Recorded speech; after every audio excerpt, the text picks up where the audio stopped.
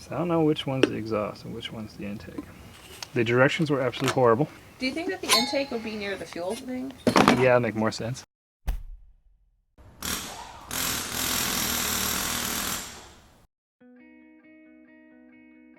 Everything's covered in snow, so this would be a good time to talk about heaters, which one we decided to go with. There's 4 common heaters used in vans. The first one's like electric, that you plug into a wall. That's what we've been using up until now.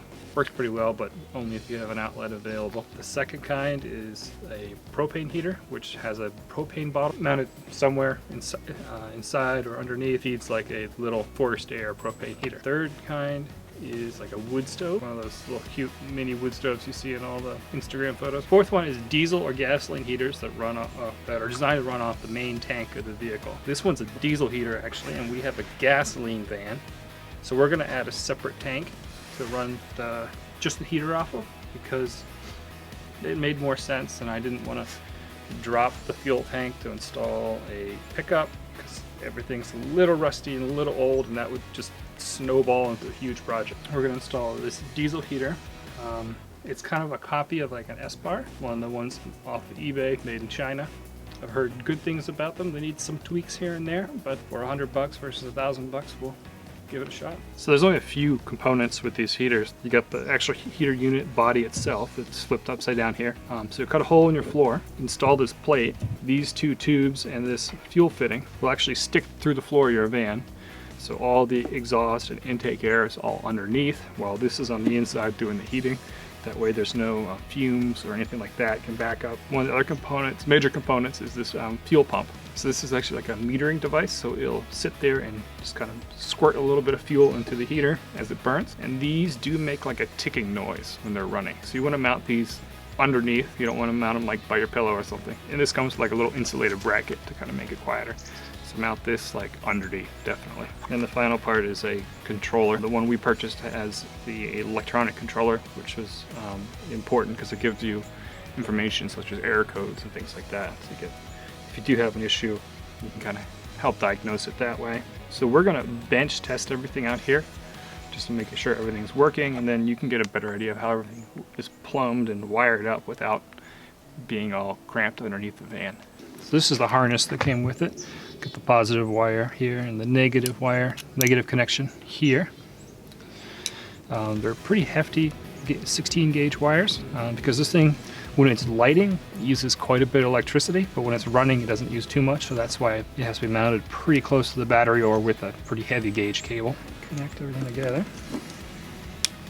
So that was the main harness connection to the heater. This triangular one is for the controller. Fuel pump plugs into this one, which is a nice waterproof connector. So our kit came complete with all these little bits. So I don't know which one's the exhaust and which one's the intake. The directions were absolutely horrible. Do you think that the intake would be near the fuel thing?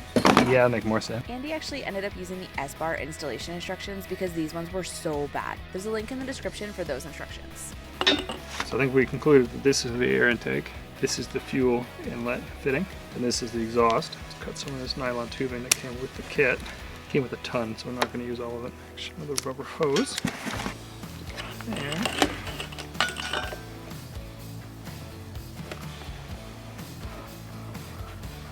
so the kit's designed to use this nylon tubing with little sections of rubber hose connecting everything together. Pretty complete kit for $100.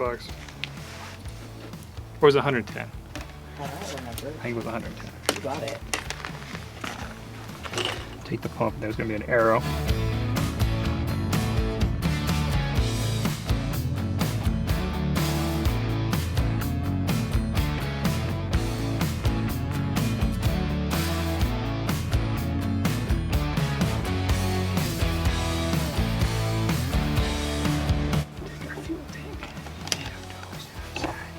It's an approved installation. So what does it say? Make sure to install horizontally and bent downwards. Machine must maintain air circulation. Okay. Length of tubing to oil pump 1.5 meters or 2 meters. Remove net cover of round shell before installing machine. Car battery. How much y'all charge this? Please do not look at how I'm doing this wire. Okay.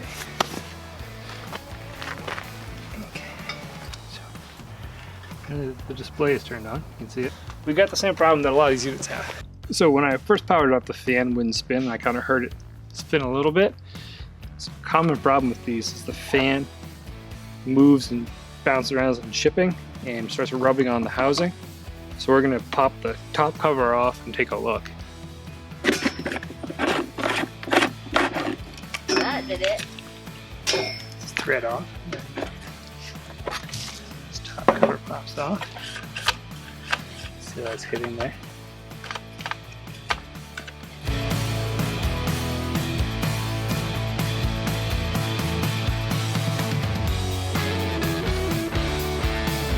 So I had that issue with it scraping on the controller.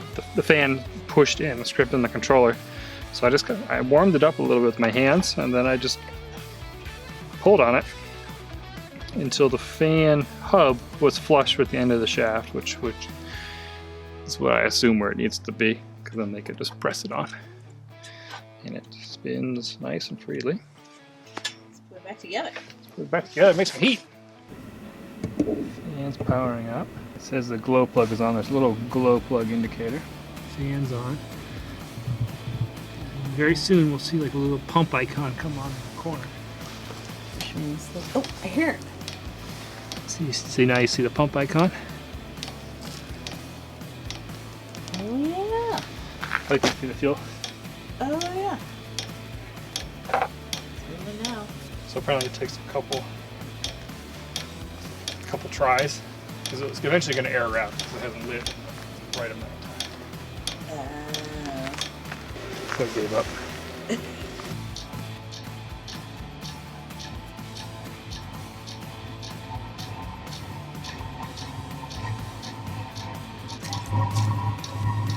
Got one. Oh yeah, it's like work. Oh, it's hot. In the next video, we'll find a place to mount the heater in the van. Be sure to subscribe to stay up to date with all of our projects.